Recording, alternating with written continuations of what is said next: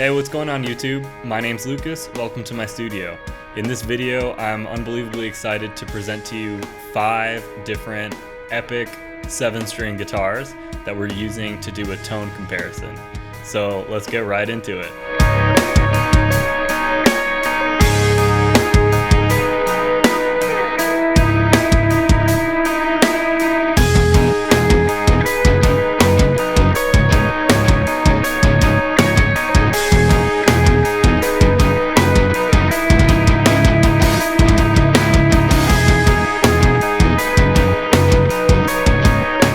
If you want to download the stems for all of these guitar recordings, head to the link in the description and it'll take you to my website. You can get them for free. Before I get into the playing examples, I just want to mention one quick thing. I don't own all of these guitars. I own 2 of them that I paid for full price. And I have to give a huge shout out to my brothers Colin Cook and Yas Nomura, who are incredible guitar players, but also incredibly generously allowed me to play their guitars while they are on tour right now. So that is why I have so many 7 strings. Never thought that would be possible. But in any case, I know you're here to listen to the playing example, so I'm going to get right into that first.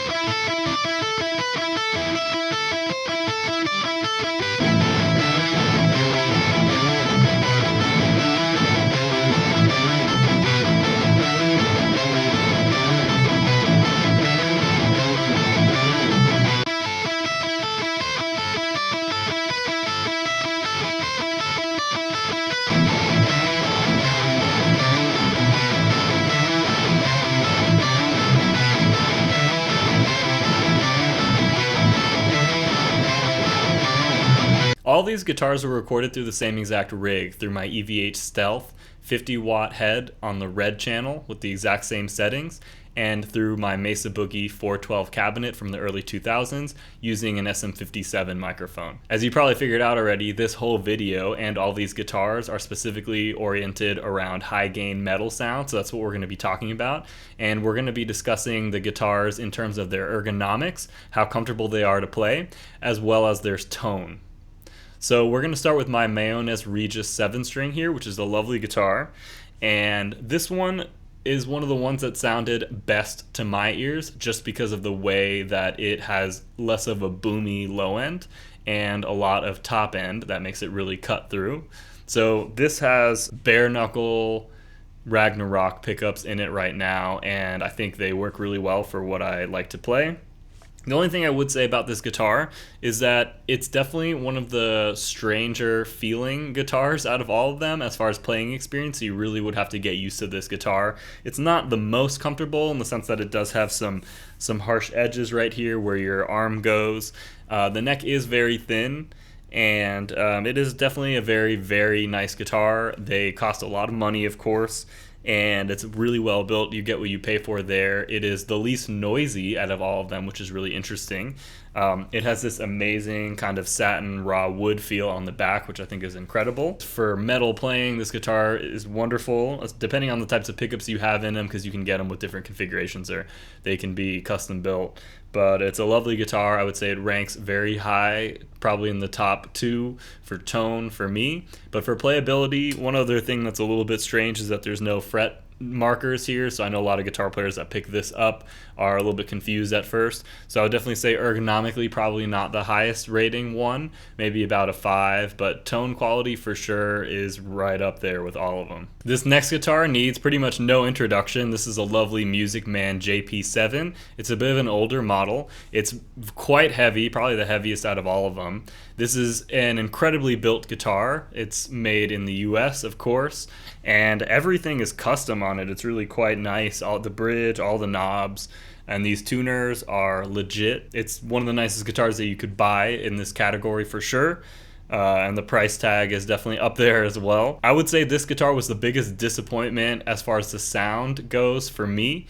I thought that it was a little bit boomy sounding and just didn't really quite hit as hard as I wanted to for my type of playing. But that being said, I'm sure there's a way that you could really get it to sit nice in the mix, and it is a wonderful guitar pretty much in every respect. The one thing that I did want to point out is that the back and the neck are also glossy. I'm sure you could get some models of these that have sort of more of that like exposed wood feel on the back if you're used to that, which I happen to be. But yeah, it's a wonderful guitar. Not sure about the tone quality, but as far as ergonomics, it's great. And as far as all the different features, there's a piezo on it as well, so it does a ton of stuff. And it's just an amazing guitar. Next up, we have this amazing Ibanez Az2402 7-string. This is the Prestige series made in Japan.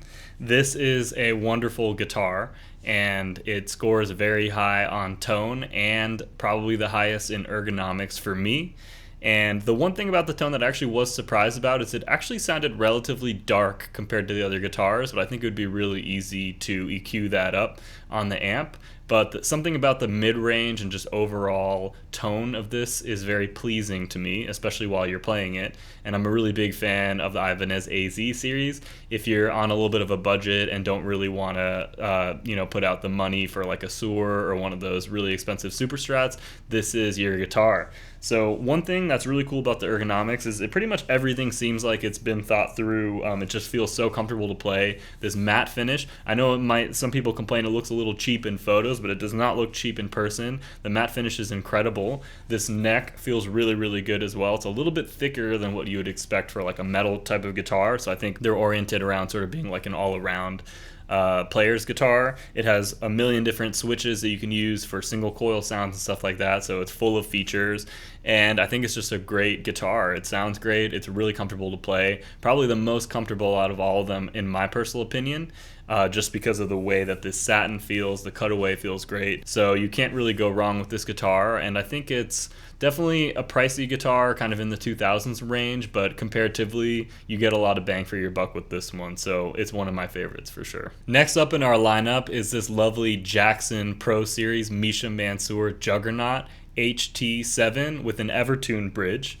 So this is actually the Indonesia model. It's the cheapest guitar by a decent margin in our lineup, and I think it's a wonderful guitar. I really like this aggressive aesthetic and kind of this car color vibe that it has.